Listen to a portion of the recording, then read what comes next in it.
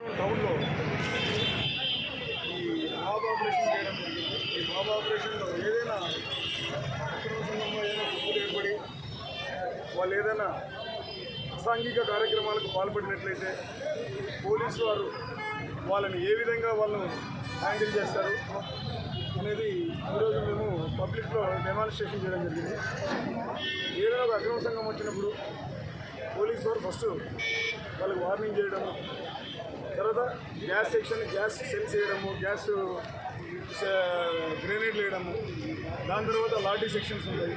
ఆ లాఠీతో లాఠీ చార్జ్ చేసినా కానీ వాళ్ళకి ఇంకా చెల్లిపోకుంటే ప్లాస్టిక్ వెపన్తో మనము ఫైరింగ్ చేయడము.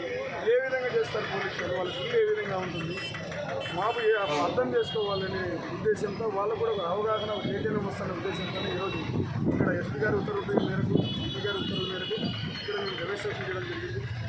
ఈ లాస్ట్లో కూడా అతను ఇంజూర్డ్ అయితే ఏ విధంగా తీసుకెళ్తారు పోలీసు వాళ్ళు అనేది ఇక్కడ చేయడం జరిగింది. ధర్మాపురం అందరికీ విజ్ఞప్తి, ఇక్కడ ఈ ఎలక్షన్ సందర్భంగా ఎంతో శాంతియుతంగా ఎలక్షన్ జరగడం జరిగింది.